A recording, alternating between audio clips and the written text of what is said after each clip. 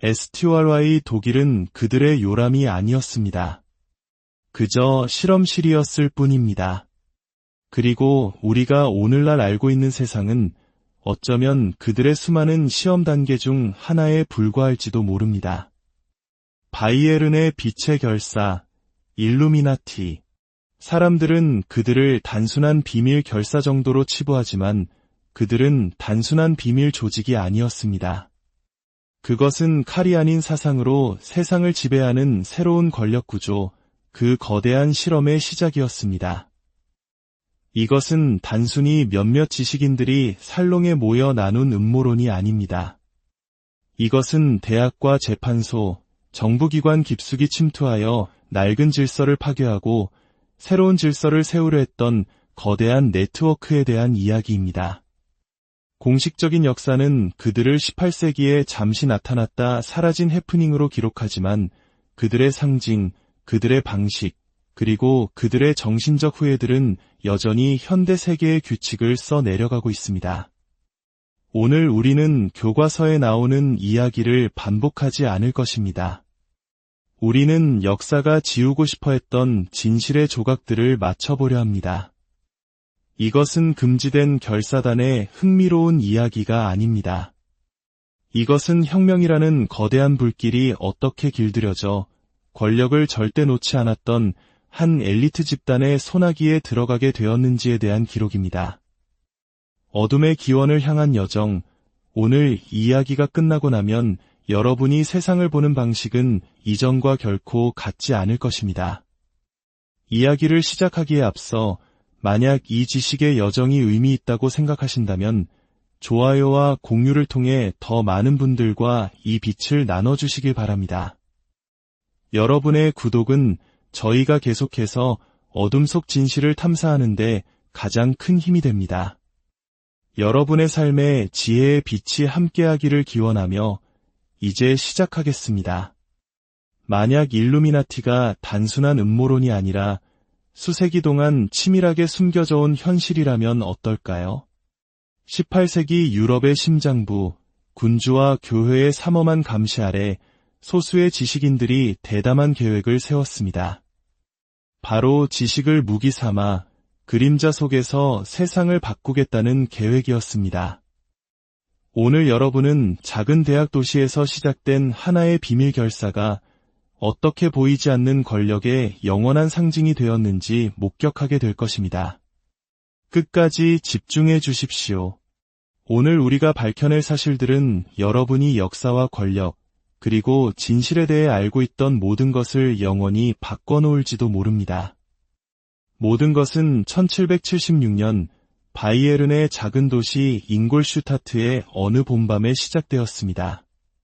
저 멀리 아메리카 대륙의 식민지들이 독립을 선언하며 새로운 시대의 문을 열고 있을 때 이 조용한 대학 도시에서는 28세의 젊은 교회법 교수 아담 바이스하우프트가 자신의 서재로 5명의 제자를 비밀리에 불러 모았습니다.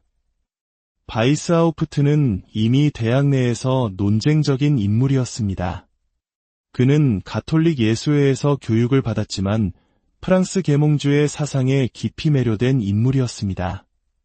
그에게 지식은 교회와 귀족 계급이 독점한 자물쇠 안에 갇힌 죄수와 같았고 그는 그 자물쇠를 부숴야 한다고 믿었습니다.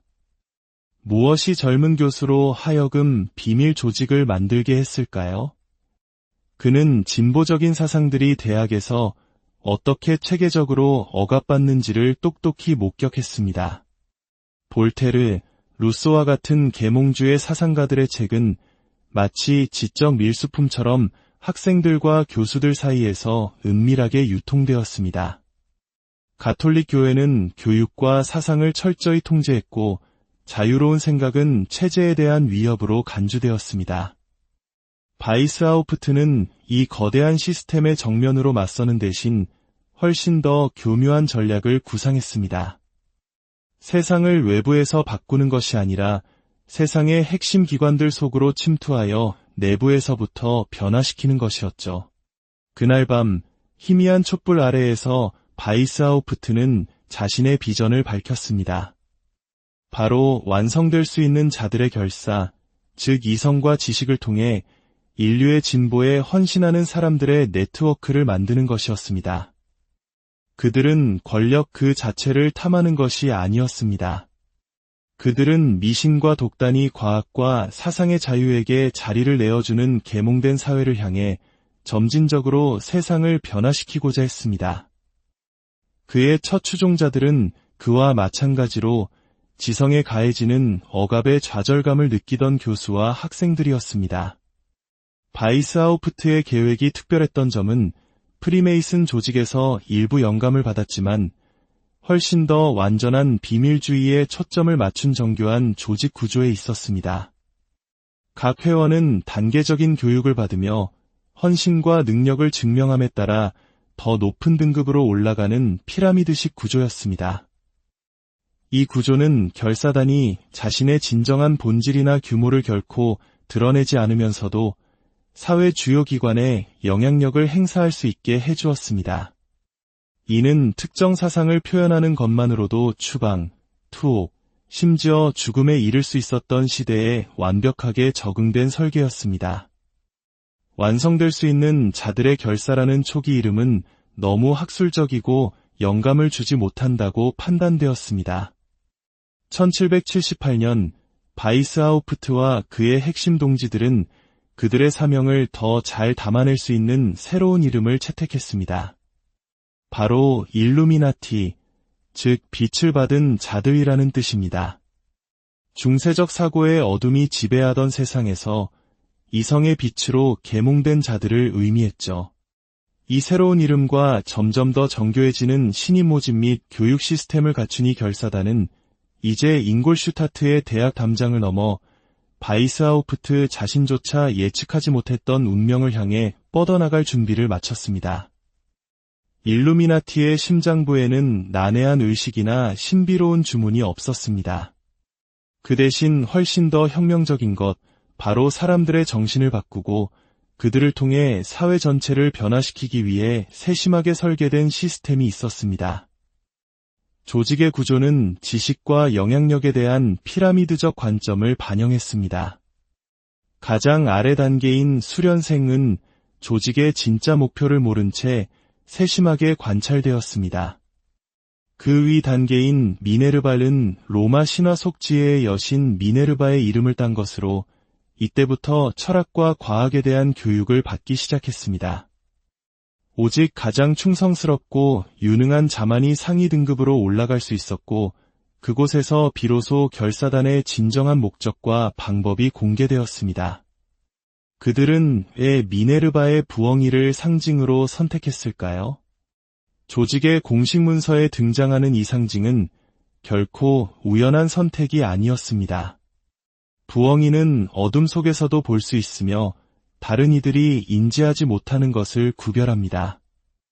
일루미나티는 스스로를 바로 그런 존재, 즉 미신과 독단의 어둠 속에서 진실을 분별할 수 있는 특별한 관찰자라고 여겼습니다. 또한 부엉이는 전통적으로 행동할 적절한 시기를 기다리는 인내심 있고 조용한 지혜와 연관되어 왔습니다. 점진적이지만 심오한 변화를 계획했던 조직에게 이보다 완벽한 비유는 없었을 것입니다. 비밀 유지는 결사단이 숨 쉴 수 있게 해주는 산소와 같았습니다. 모든 회원은 고대 그리스 로마 시대에서 영감을 받은 암호를 사용했습니다. 바이스하우프트는 로마 제국에 도전했던 노예 검투사를 연상시키는 스파르타쿠스라는 이름을 썼습니다. 그의 동료들 역시 아이아스, 카토와 같은 이름으로 불렸습니다. 이는 단순한 놀이가 아니었습니다. 종교 및 정치 당국이 공식적인 사상에서 벗어나는 모든 것을 박해하던 시대에 필수적인 생존 수단이었습니다. 회원 간의 소통은 정기적으로 바뀌는 암호와 기호를 통해 이루어졌고 오직 입문자만이 해독할 수 있는 언어를 만들어냈습니다. 일루미나티에 입문하는 것은 단순한 의식이 아니라 지적인 변화를 겪는 긴 과정이었습니다. 지원자는 자신의 가장 깊은 생각, 약점, 강점을 드러내는 상세한 자서전과 에세이를 작성해야 했습니다. 이 문서들을 통해 지도부는 각 회원을 깊이 이해하고 그들이 어떻게 생각하고 무엇에 동기를 부여받는지를 파악할 수 있었습니다. 또한 각 입문자는 다른 회원들과 주변에 영향력 있는 인물들에 대한 관찰 내용을 매달 보고해야 했습니다. 이를 통해 내부와 외부를 아우르는 감시망이 만들어졌고 지도부는 자신들을 둘러싼 사회적, 지적 세계에 대한 특권적인 시야를 확보할 수 있었습니다.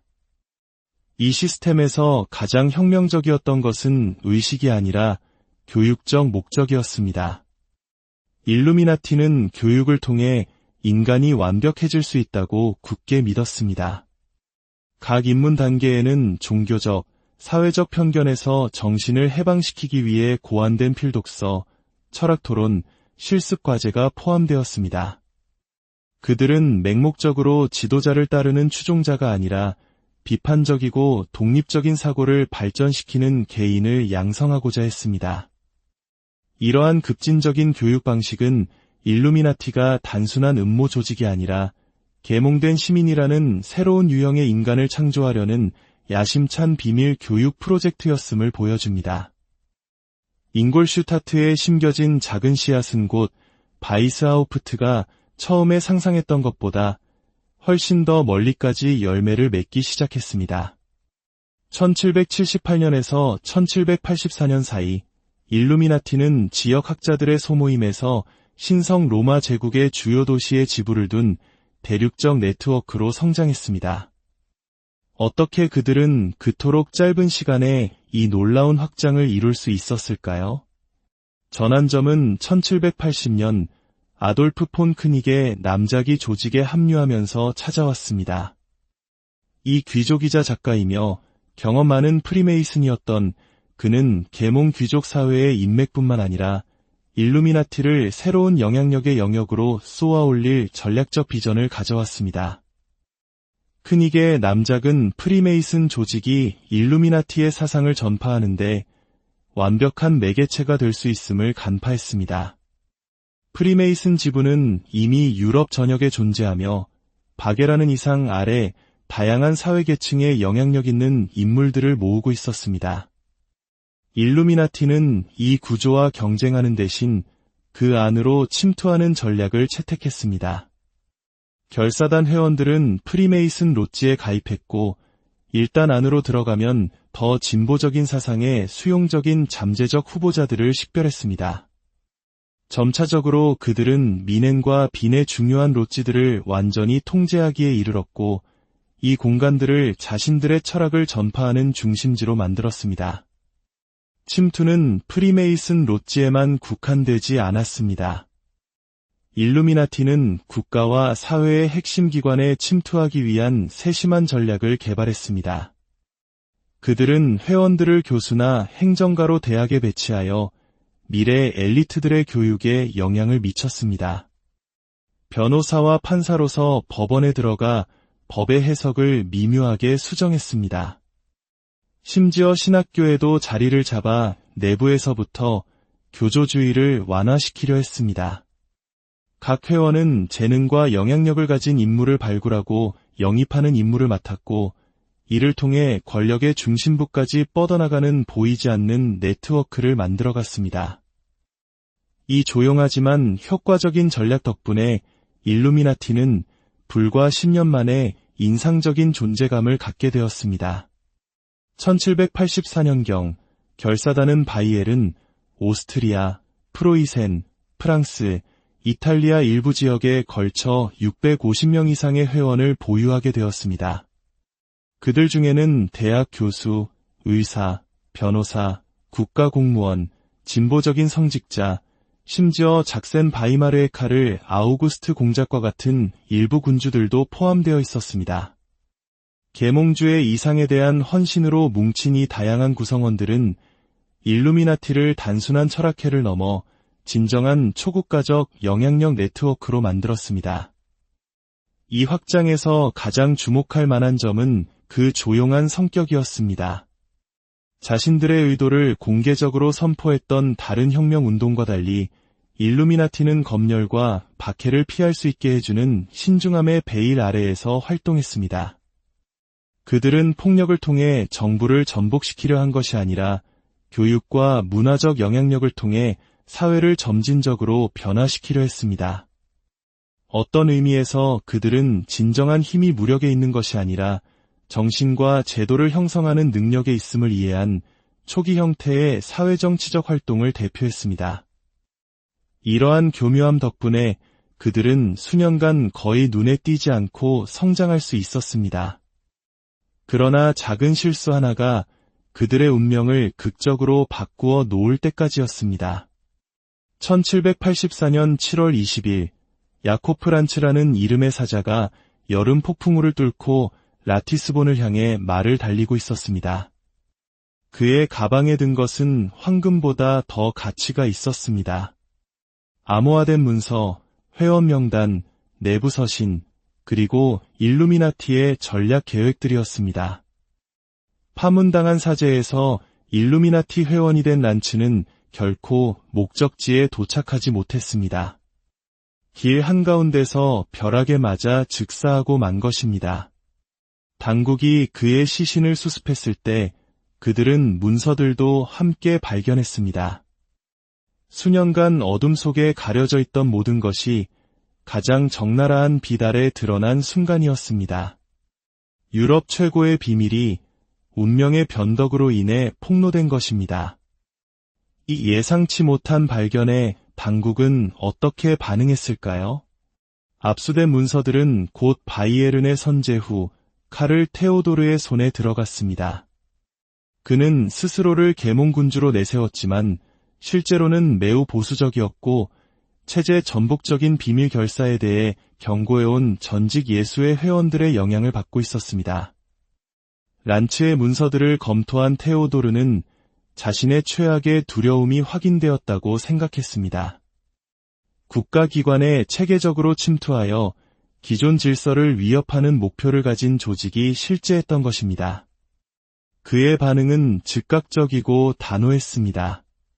1784년 6월, 그는 승인되지 않은 비밀 결사에 대한 첫 칙령을 발표했습니다. 비록 일루미나티를 구체적으로 명시하지는 않았지만 그 목표는 분명했습니다. 이 첫 조치는 경고에 불과했지만 결사단에 대한 체계적인 박해로 이어지는 사건의 도미노를 시작시켰습니다. 결정타는 1785년 2월, 바이엘은 당국이 정부 고문이자 조직의 핵심 지도자 중 한 명이었던 폰츠박의 집을 급습했을 때 찾아왔습니다. 당국이 그곳에서 발견한 것은 모든 예상을 뛰어넘었습니다. 봉인된 편지를 흔적 없이 여는 방법, 투명 잉크 제조법, 신입 회원 입문 절차에 대한 상세한 지침, 그리고 당국을 가장 경악시킨 조직이 정부와 종교기관에 어떻게 영향을 미칠 수 있는지에 대한 논의들이 담긴 바이스하우프트의 편지들이었습니다. 일루미나티의 문서 심장부가 그 복잡한 모습 그대로 노출된 것입니다. 카를 테오도르는 이 문서들 중 일부를 일루미나티 결사단의 원본 문서라는 제목으로 출판하라고 명령했고, 이는 전례 없는 대중적 스캔들을 일으켰습니다. 문서들은 저명한 회원들의 실명뿐만 아니라 그들의 내부 조직과 사회개혁에 대한 열망의 세부 사항까지 보여주었습니다. 이는 일루미나티에 대한 대대적인 탄압으로 이어졌습니다. 바이스하우프트는 직위에서 해임되고 망명길에 올랐으며 다른 많은 회원들은 체포되거나 공직에서 쫓겨났습니다. 불과 몇 년 만에 한때 유럽을 변화시킬 것처럼 보였던 정교한 네트워크는 와해되었습니다. 공식적으로 일루미나티는 1787년에 해체되었습니다. 그러나 그들의 이야기는 여기서 끝나지 않았습니다. 오히려 그들의 신화가 시작되는 지점이었습니다. 1797년 봄, 런던의 지식인 엘리트들 사이에서 한 권의 책이 큰 주목을 받았습니다. 그 제목은 프리메이슨, 일루미나티, 그리고 독서회의 비밀 회합에서 자행된 유럽의 모든 종교와 정부에 대한 음모의 증거였습니다. 저자인 존 로비스는 괴짜나 광신도가 아니었습니다. 그는 에든버러 대학의 저명한 자연철학 교수이자 왕립학회 회원이었습니다. 그런 과학자가 국제적인 음모를 파헤치는데 400페이지를 할애했다는 사실은 유럽 학계에 큰 충격과 불안감을 안겨주었습니다.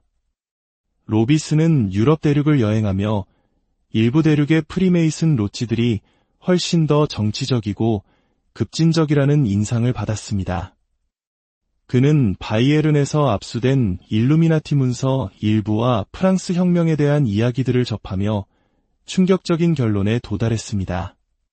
일루미나티의 뿌리를 둔 국제적인 조직이 순진해 보이는 단체들을 침투하여 유럽의 정치, 종교 질서를 전복시키려 한다는 것이었습니다. 거의 동시에 프랑스 예수의 사제였던 오기스탱 바리엘 역시 비슷한 주장을 담은 책을 출판했습니다. 서로 다른 배경을 가진 두 저명한 인물이 독립적으로 비슷한 결론에 도달했다는 사실은 많은 독자들에게 이 주장의 신뢰성을 높여주었습니다. 혼란스러운 혁명의 시대에 사람들은 복잡한 세상을 설명해줄 단순한 해답을 갈망했고 일루미나티 음모론은 완벽한 설명을 제공했습니다. 이 이론은 대서양을 건너 신생국가 미국에까지 큰 영향을 미쳤습니다. 심지어 조지 워싱턴조차 공개적으로 이 문제에 대해 언급해야 했습니다. 그는 일루미나티의 교리와 자코뱅주의 원칙이 미국에 퍼졌다는 사실을 의심하지 않는다고 말했습니다. 비록 신중한 표현이었지만 대통령의 이 같은 발언은 음모론에 강력한 힘을 실어주었습니다. 이 과정에서 역사 속 실제 일루미나티는 완전히 다른 존재로 변모했습니다. 개혁을 꿈꾸던 바이에른의 교수와 학생, 공무원들의 모임이었던 실제 조직은 군주제를 전복시키고 대륙을 불안정하게 만들 수 있는 전지전능하고 어디에나 존재하는 신화적 네트워크로 대체되었습니다. 신화는 시간을 여행하며 스스로 생명력을 얻기 시작했습니다. 새로운 위기, 새로운 혁명, 새로운 불확실성의 순간마다 새로운 모습을 취하며 되살아났지만 그 본질은 항상 같았습니다. 바로 역사의 실을 조종하는 보이지 않는 힘이 있다는 생각입니다. 19세기를 거치며 실제 일루미나티는 집단 기억 속에서 희미해졌지만 신화 속 일루미나티는 더욱 강력해졌습니다. 1848년 유럽을 휩쓴 혁명의 물결 속에서 보수주의자들은 일루미나티의 유령을 되살려 그들을 베를린에서 빈까지 세워진 바리케이드에 보이지 않는 설계자라고 비난했습니다. 산업화 시대에는 사회주의와 공산주의의 배후로 지목되었고 종교적 긴장이 고조될 때는 세속주의와 반성직자주의 대리인으로 그려졌습니다. 신화는 마치 이데올로기적 카멜레온처럼 각 시대의 지배적인 불안감에 따라 색깔을 바꾸었습니다. 19세기 후반에는 사탄 숭배와 연결되기도 했고 20세기 초에는 악명 높은 위서 시온 의정서와 결합하여 반유대주의적 색채를 띠게 되었습니다.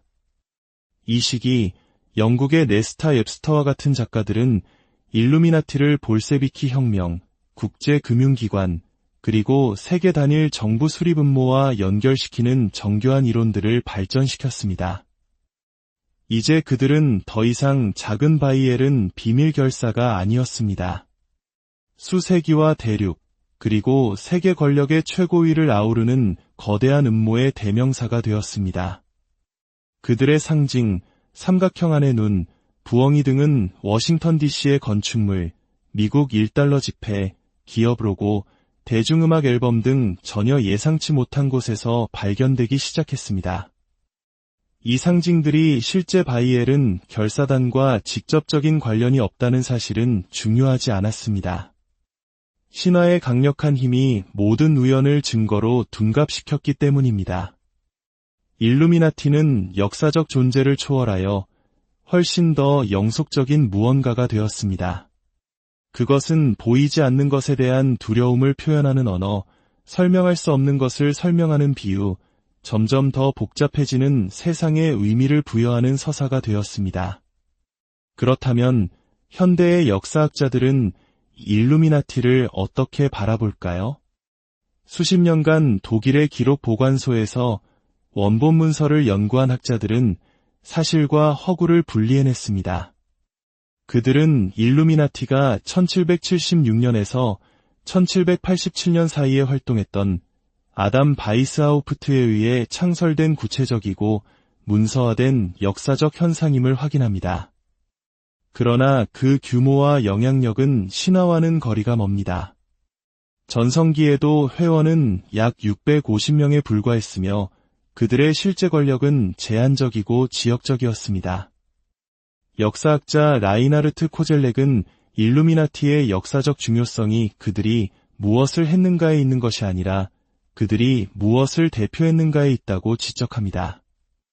그들은 전통적인 권력 구조에 도전하는 새로운 형태의 정치적 결사체의 등장을 알리는 징후였다는 것입니다.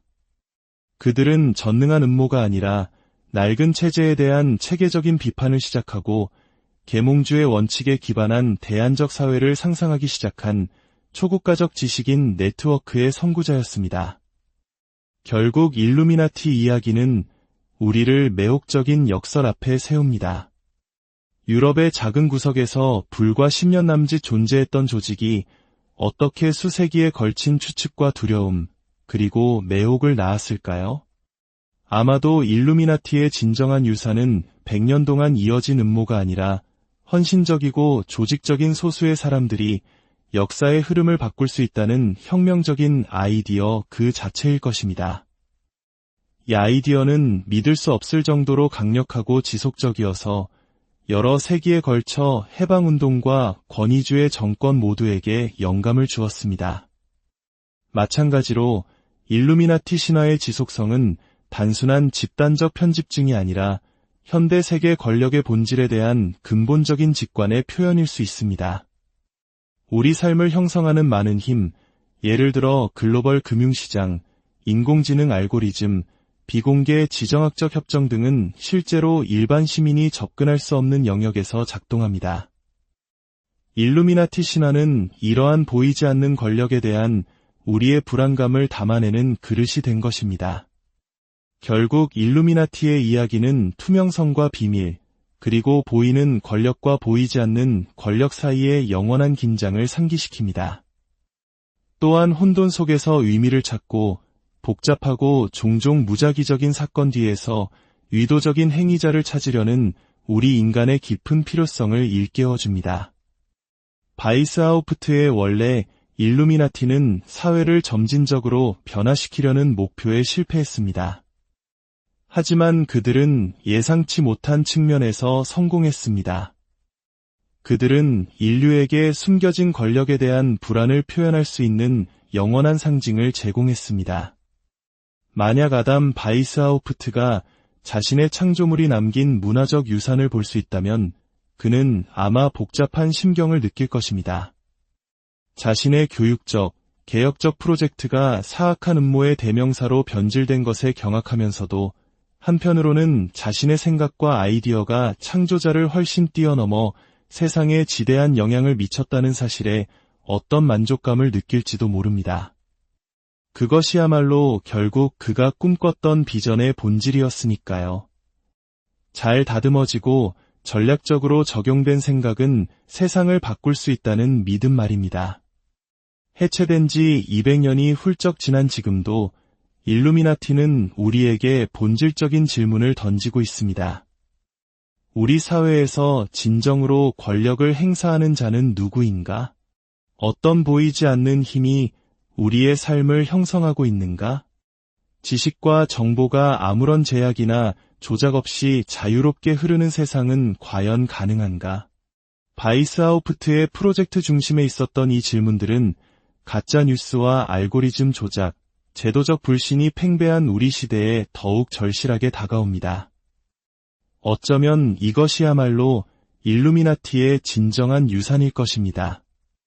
영원한 비밀 결사가 아니라 보이는 것을 의심하고 그림자 속에 남아있는 것을 찾으라는 영원한 초대. STRY 독일은 그들의 요람이 아니었습니다. 그저 실험실이었을 뿐입니다. 그리고 우리가 오늘날 알고 있는 세상은 어쩌면 그들의 수많은 시험 단계 중 하나에 불과할지도 모릅니다. 바이에른의 빛의 결사, 일루미나티.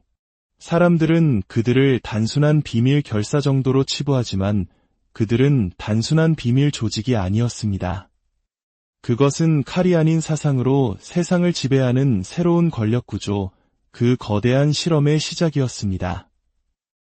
이것은 단순히 몇몇 지식인들이 살롱에 모여 나눈 음모론이 아닙니다. 이것은 대학과 재판소, 정부기관 깊숙이 침투하여 낡은 질서를 파괴하고 새로운 질서를 세우려 했던 거대한 네트워크에 대한 이야기입니다. 공식적인 역사는 그들을 18세기에 잠시 나타났다 사라진 해프닝으로 기록하지만 그들의 상징, 그들의 방식, 그리고 그들의 정신적 후예들은 여전히 현대 세계의 규칙을 써 내려가고 있습니다. 오늘 우리는 교과서에 나오는 이야기를 반복하지 않을 것입니다. 우리는 역사가 지우고 싶어 했던 진실의 조각들을 맞춰보려 합니다. 이것은 금지된 결사단의 흥미로운 이야기가 아닙니다. 이것은 혁명이라는 거대한 불길이 어떻게 길들여져 권력을 절대 놓지 않았던 한 엘리트 집단의 소나기에 들어가게 되었는지에 대한 기록입니다. 어둠의 기원을 향한 여정, 오늘 이야기가 끝나고 나면 여러분이 세상을 보는 방식은 이전과 결코 같지 않을 것입니다. 이야기를 시작하기에 앞서 만약 이 지식의 여정이 의미 있다고 생각하신다면 좋아요와 공유를 통해 더 많은 분들과 이 빛을 나눠주시길 바랍니다. 여러분의 구독은 저희가 계속해서 어둠 속 진실을 탐사하는 데 가장 큰 힘이 됩니다. 여러분의 삶에 지혜의 빛이 함께하기를 기원하며 이제 시작하겠습니다. 만약 일루미나티가 단순한 음모론이 아니라 수세기 동안 치밀하게 숨겨져 온 현실이라면 어떨까요? 18세기 유럽의 심장부, 군주와 교회의 삼엄한 감시 아래 소수의 지식인들이 대담한 계획을 세웠습니다. 바로 지식을 무기 삼아 그림자 속에서 세상을 바꾸겠다는 계획이었습니다. 오늘 여러분은 작은 대학 도시에서 시작된 하나의 비밀 결사가 어떻게 보이지 않는 권력의 영원한 상징이 되었는지 목격하게 될 것입니다. 끝까지 집중해 주십시오.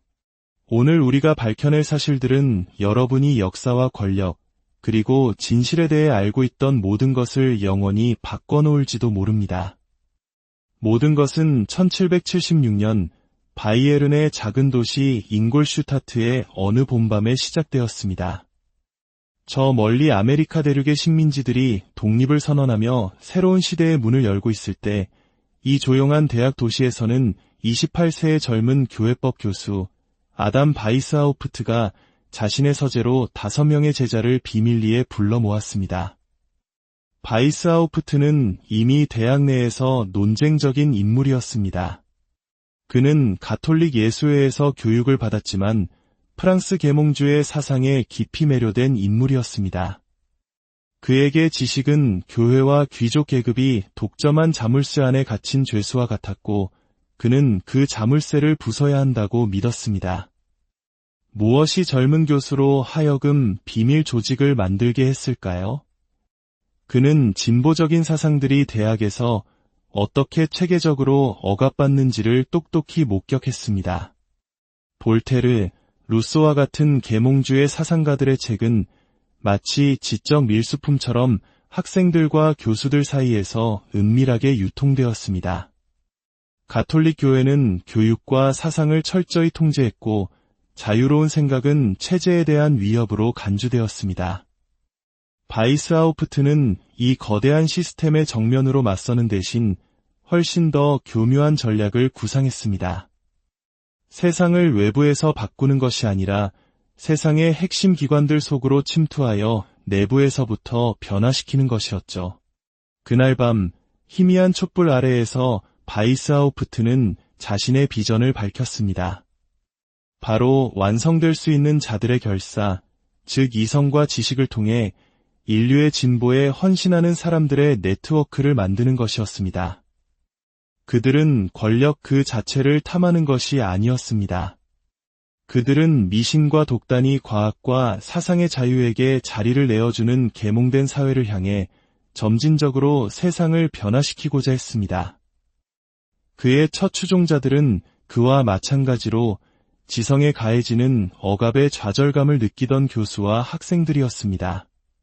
바이스하우프트의 계획이 특별했던 점은 프리메이슨 조직에서 일부 영감을 받았지만 훨씬 더 완전한 비밀주의에 초점을 맞춘 정교한 조직 구조에 있었습니다. 각 회원은 단계적인 교육을 받으며 헌신과 능력을 증명함에 따라 더 높은 등급으로 올라가는 피라미드식 구조였습니다.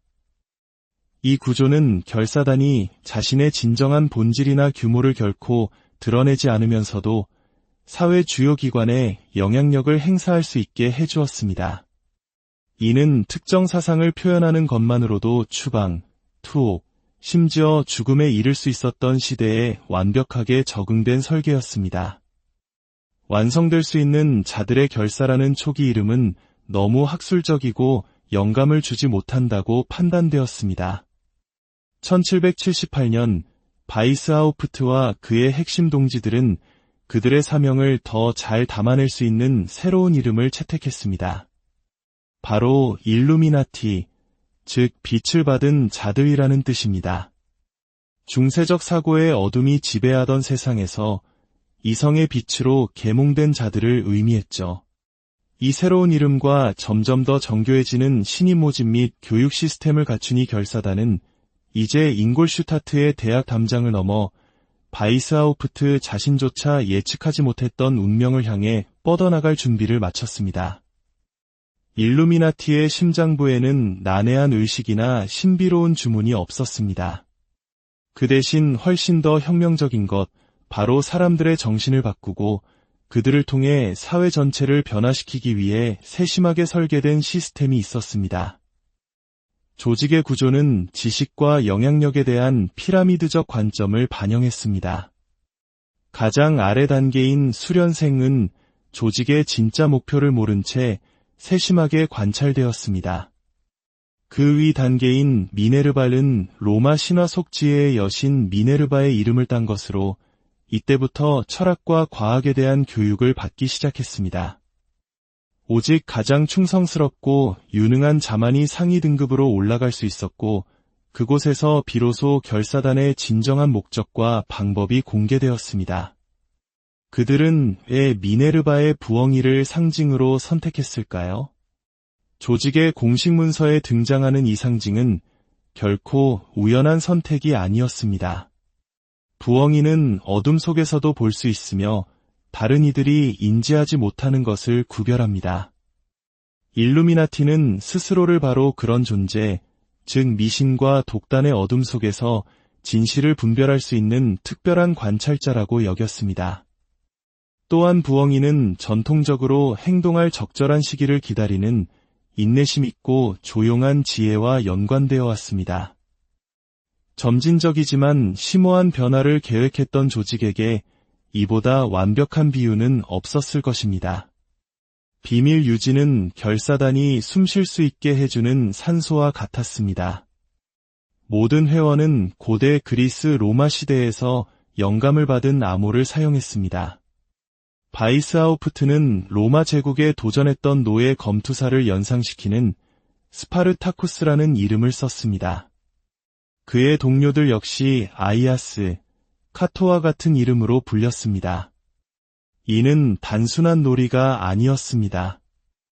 종교 및 정치 당국이 공식적인 사상에서 벗어나는 모든 것을 박해하던 시대에 필수적인 생존 수단이었습니다.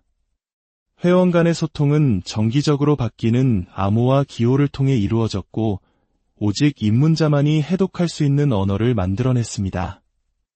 일루미나티에 입문하는 것은 단순한 의식이 아니라 지적인 변화를 겪는 긴 과정이었습니다. 지원자는 자신의 가장 깊은 생각, 약점, 강점을 드러내는 상세한 자서전과 에세이를 작성해야 했습니다. 이 문서들을 통해 지도부는 각 회원을 깊이 이해하고 그들이 어떻게 생각하고 무엇에 동기를 부여받는지를 파악할 수 있었습니다. 또한 각 입문자는 다른 회원들과 주변에 영향력 있는 인물들에 대한 관찰 내용을 매달 보고해야 했습니다. 이를 통해 내부와 외부를 아우르는 감시망이 만들어졌고, 지도부는 자신들을 둘러싼 사회적, 지적 세계에 대한 특권적인 시야를 확보할 수 있었습니다. 이 시스템에서 가장 혁명적이었던 것은 의식이 아니라 교육적 목적이었습니다. 일루미나티는 교육을 통해 인간이 완벽해질 수 있다고 굳게 믿었습니다.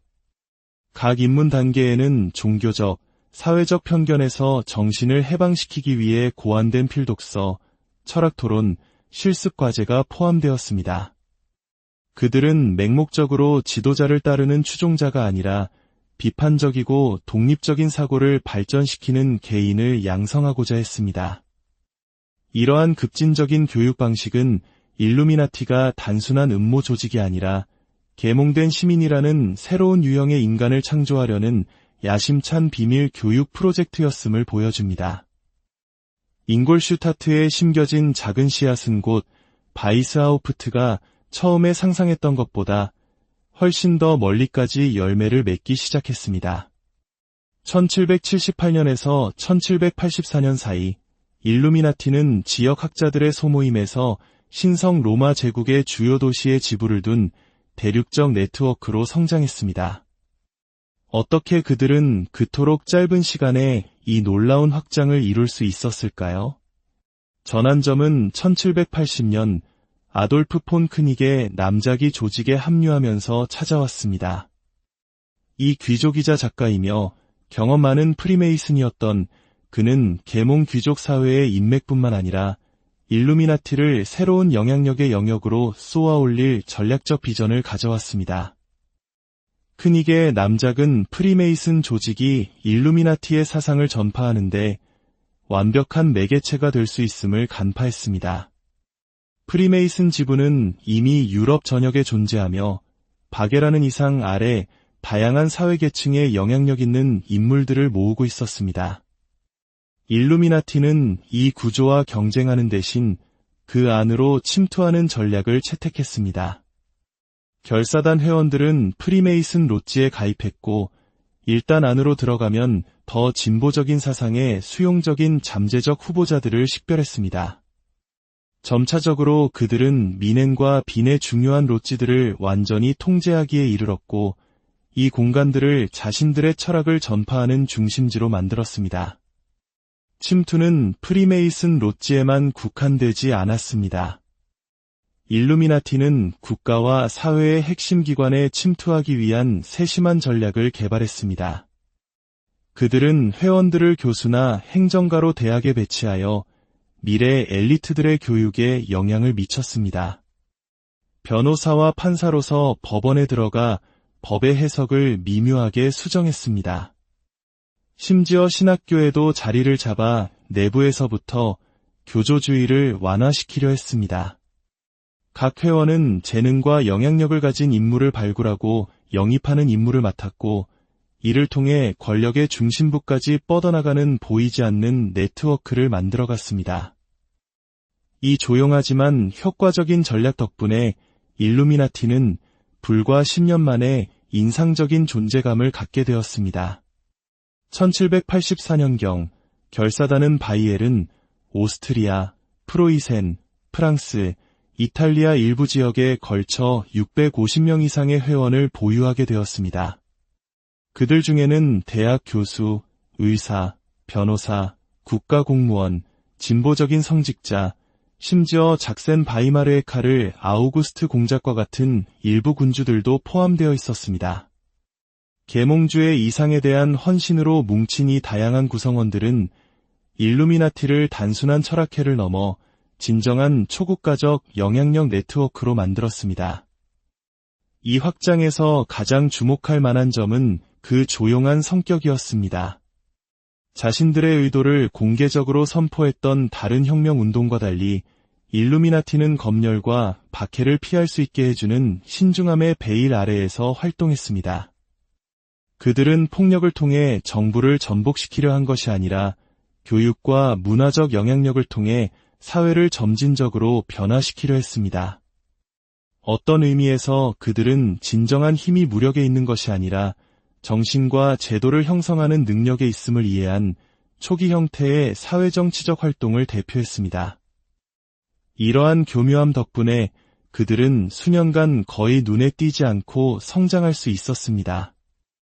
그러나 작은 실수 하나가 그들의 운명을 극적으로 바꾸어 놓을 때까지였습니다.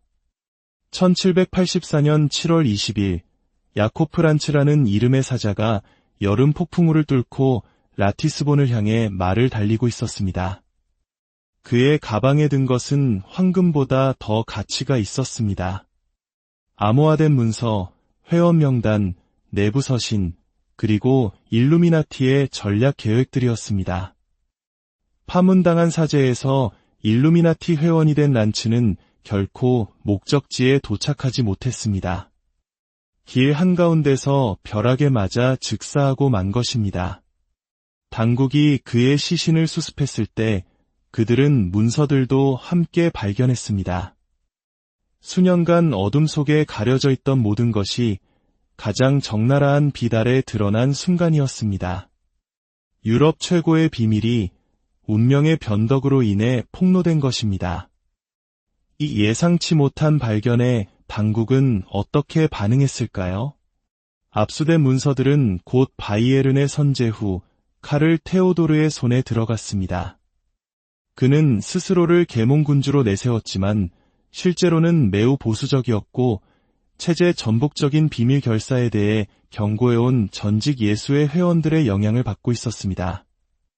란츠의 문서들을 검토한 테오도르는 자신의 최악의 두려움이 확인되었다고 생각했습니다.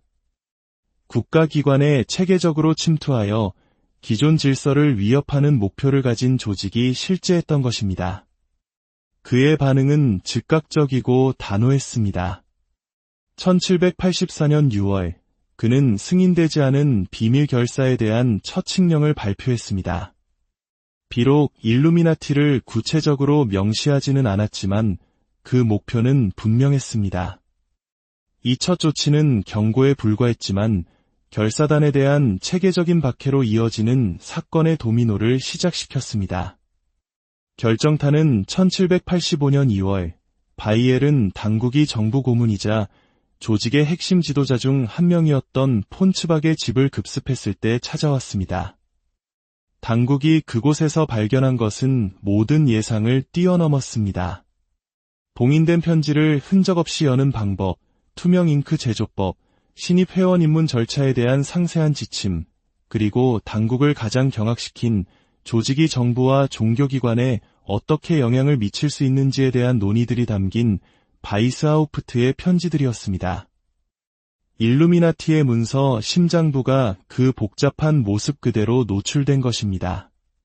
카를 테오도르는 이 문서들 중 일부를 일루미나티 결사단의 원본 문서라는 제목으로 출판하라고 명령했고, 이는 전례 없는 대중적 스캔들을 일으켰습니다. 문서들은 저명한 회원들의 실명뿐만 아니라 그들의 내부 조직과 사회개혁에 대한 열망의 세부 사항까지 보여주었습니다. 이는 일루미나티에 대한 대대적인 탄압으로 이어졌습니다. 바이스하우프트는 직위에서 해임되고 망명길에 올랐으며 다른 많은 회원들은 체포되거나 공직에서 쫓겨났습니다. 불과 몇 년 만에 한때 유럽을 변화시킬 것처럼 보였던 정교한 네트워크는 와해되었습니다. 공식적으로 일루미나티는 1787년에 해체되었습니다. 그러나 그들의 이야기는 여기서 끝나지 않았습니다. 오히려 그들의 신화가 시작되는 지점이었습니다. 1797년 봄, 런던의 지식인 엘리트들 사이에서 한 권의 책이 큰 주목을 받았습니다. 그 제목은 프리메이슨, 일루미나티, 그리고 독서회의 비밀 회합에서 자행된 유럽의 모든 종교와 정부에 대한 음모의 증거였습니다. 저자인 존 로비스는 괴짜나 광신도가 아니었습니다. 그는 에든버러 대학의 저명한 자연철학 교수이자 왕립학회 회원이었습니다. 그런 과학자가 국제적인 음모를 파헤치는데 400페이지를 할애했다는 사실은 유럽 학계에 큰 충격과 불안감을 안겨주었습니다. 로비스는 유럽 대륙을 여행하며 일부 대륙의 프리메이슨 로치들이 훨씬 더 정치적이고 급진적이라는 인상을 받았습니다.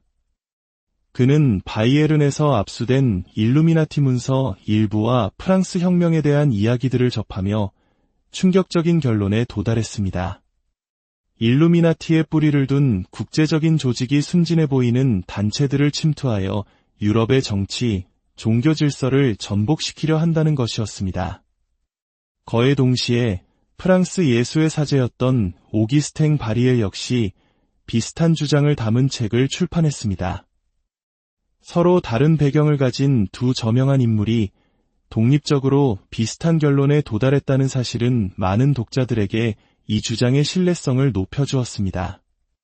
혼란스러운 혁명의 시대에 사람들은 복잡한 세상을 설명해줄 단순한 해답을 갈망했고, 일루미나티 음모론은 완벽한 설명을 제공했습니다. 이 이론은 대서양을 건너 신생국가 미국에까지 큰 영향을 미쳤습니다. 심지어 조지 워싱턴조차 공개적으로 이 문제에 대해 언급해야 했습니다. 그는 일루미나티의 교리와 자코뱅주의 원칙이 미국에 퍼졌다는 사실을 의심하지 않는다고 말했습니다. 비록 신중한 표현이었지만 대통령의 이 같은 발언은 음모론에 강력한 힘을 실어주었습니다. 이 과정에서 역사 속 실제 일루미나티는 완전히 다른 존재로 변모했습니다.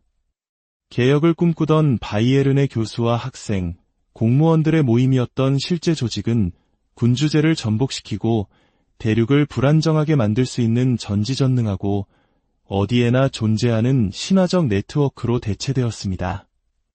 신화는 시간을 여행하며 스스로 생명력을 얻기 시작했습니다. 새로운 위기, 새로운 혁명, 새로운 불확실성의 순간마다 새로운 모습을 취하며 되살아났지만 그 본질은 항상 같았습니다. 바로 역사의 실을 조종하는 보이지 않는 힘이 있다는 생각입니다.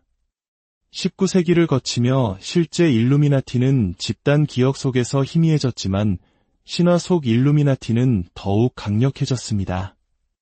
1848년 유럽을 휩쓴 혁명의 물결 속에서 보수주의자들은 일루미나티의 유령을 되살려 그들을 베를린에서 빈까지 세워진 바리케이드에 보이지 않는 설계자라고 비난했습니다.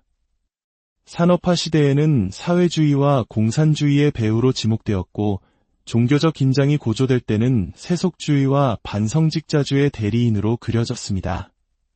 신화는 마치 이데올로기적 카멜레온처럼 각 시대의 지배적인 불안감에 따라 색깔을 바꾸었습니다. 19세기 후반에는 사탄 숭배와 연결되기도 했고 20세기 초에는 악명 높은 위서 시온 의정서와 결합하여 반유대주의적 색채를 띠게 되었습니다. 이 시기 영국의 네스타 옙스터와 같은 작가들은 일루미나티를 볼세비키 혁명, 국제금융기관, 그리고 세계 단일 정부 수립 음모와 연결시키는 정교한 이론들을 발전시켰습니다. 이제 그들은 더 이상 작은 바이엘은 비밀 결사가 아니었습니다. 수세기와 대륙, 그리고 세계 권력의 최고위를 아우르는 거대한 음모의 대명사가 되었습니다. 그들의 상징, 삼각형 안의 눈, 부엉이 등은 워싱턴 DC의 건축물, 미국 1달러 지폐, 기업 로고, 대중음악 앨범 등 전혀 예상치 못한 곳에서 발견되기 시작했습니다. 이 상징들이 실제 바이엘은 결사단과 직접적인 관련이 없다는 사실은 중요하지 않았습니다. 신화의 강력한 힘이 모든 우연을 증거로 둔갑시켰기 때문입니다. 일루미나티는 역사적 존재를 초월하여 훨씬 더 영속적인 무언가가 되었습니다. 그것은 보이지 않는 것에 대한 두려움을 표현하는 언어, 설명할 수 없는 것을 설명하는 비유, 점점 더 복잡해지는 세상의 의미를 부여하는 서사가 되었습니다. 그렇다면 현대의 역사학자들은 일루미나티를 어떻게 바라볼까요? 수십 년간 독일의 기록 보관소에서 원본 문서를 연구한 학자들은 사실과 허구를 분리해냈습니다. 그들은 일루미나티가 1776년에서 1787년 사이에 활동했던 아담 바이스하우프트에 의해 창설된 구체적이고 문서화된 역사적 현상임을 확인합니다. 그러나 그 규모와 영향력은 신화와는 거리가 멉니다. 전성기에도 회원은 약 650명에 불과했으며 그들의 실제 권력은 제한적이고 지역적이었습니다. 역사학자 라이나르트 코젤렉은 일루미나티의 역사적 중요성이 그들이 무엇을 했는가에 있는 것이 아니라 그들이 무엇을 대표했는가에 있다고 지적합니다. 그들은 전통적인 권력 구조에 도전하는 새로운 형태의 정치적 결사체의 등장을 알리는 징후였다는 것입니다. 그들은 전능한 음모가 아니라 낡은 체제에 대한 체계적인 비판을 시작하고 계몽주의 원칙에 기반한 대안적 사회를 상상하기 시작한 초국가적 지식인 네트워크의 선구자였습니다. 결국 일루미나티 이야기는 우리를 매혹적인 역설 앞에 세웁니다. 유럽의 작은 구석에서 불과 10년 남짓 존재했던 조직이 어떻게 수세기에 걸친 추측과 두려움, 그리고 매혹을 낳았을까요? 아마도 일루미나티의 진정한 유산은 100년 동안 이어진 음모가 아니라 헌신적이고 조직적인 소수의 사람들이 역사의 흐름을 바꿀 수 있다는 혁명적인 아이디어 그 자체일 것입니다. 이 아이디어는 믿을 수 없을 정도로 강력하고 지속적이어서 여러 세기에 걸쳐 해방운동과 권위주의 정권 모두에게 영감을 주었습니다. 마찬가지로 일루미나티 신화의 지속성은 단순한 집단적 편집증이 아니라 현대 세계 권력의 본질에 대한 근본적인 직관의 표현일 수 있습니다. 우리 삶을 형성하는 많은 힘, 예를 들어 글로벌 금융시장, 인공지능 알고리즘, 비공개 지정학적 협정 등은 실제로 일반 시민이 접근할 수 없는 영역에서 작동합니다. 일루미나티 신화는 이러한 보이지 않는 권력에 대한 우리의 불안감을 담아내는 그릇이 된 것입니다. 결국 일루미나티의 이야기는 투명성과 비밀, 그리고 보이는 권력과 보이지 않는 권력 사이의 영원한 긴장을 상기시킵니다. 또한 혼돈 속에서 의미를 찾고 복잡하고 종종 무작위적인 사건 뒤에서 의도적인 행위자를 찾으려는 우리 인간의 깊은 필요성을 일깨워줍니다. 바이스하우프트의 원래 일루미나티는 사회를 점진적으로 변화시키려는 목표에 실패했습니다. 하지만 그들은 예상치 못한 측면에서 성공했습니다. 그들은 인류에게 숨겨진 권력에 대한 불안을 표현할 수 있는 영원한 상징을 제공했습니다. 만약 아담 바이스하우프트가 자신의 창조물이 남긴 문화적 유산을 볼 수 있다면 그는 아마 복잡한 심경을 느낄 것입니다. 자신의 교육적, 개혁적 프로젝트가 사악한 음모의 대명사로 변질된 것에 경악하면서도 한편으로는 자신의 생각과 아이디어가 창조자를 훨씬 뛰어넘어 세상에 지대한 영향을 미쳤다는 사실에 어떤 만족감을 느낄지도 모릅니다. 그것이야말로 결국 그가 꿈꿨던 비전의 본질이었으니까요. 잘 다듬어지고 전략적으로 적용된 생각은 세상을 바꿀 수 있다는 믿음 말입니다. 해체된 지 200년이 훌쩍 지난 지금도 일루미나티는 우리에게 본질적인 질문을 던지고 있습니다. 우리 사회에서 진정으로 권력을 행사하는 자는 누구인가? 어떤 보이지 않는 힘이 우리의 삶을 형성하고 있는가? 지식과 정보가 아무런 제약이나 조작 없이 자유롭게 흐르는 세상은 과연 가능한가? 바이스하우프트의 프로젝트 중심에 있었던 이 질문들은 가짜 뉴스와 알고리즘 조작, 제도적 불신이 팽배한 우리 시대에 더욱 절실하게 다가옵니다. 어쩌면 이것이야말로 일루미나티의 진정한 유산일 것입니다. 영원한 비밀 결사가 아니라 보이는 것을 의심하고 그림자 속에 남아있는 것을 찾으라는 영원한 초대. 에스튜아르와의 독일은 그들의 요람이 아니었습니다. 그저 실험실이었을 뿐입니다. 그리고 우리가 오늘날 알고 있는 세상은 어쩌면 그들의 수많은 시험 단계 중 하나에 불과할지도 모릅니다. 바이에른의 빛의 결사, 일루미나티. 사람들은 그들을 단순한 비밀 결사 정도로 치부하지만 그들은 단순한 비밀 조직이 아니었습니다. 그것은 칼이 아닌 사상으로 세상을 지배하는 새로운 권력 구조, 그 거대한 실험의 시작이었습니다. 이것은 단순히 몇몇 지식인들이 살롱에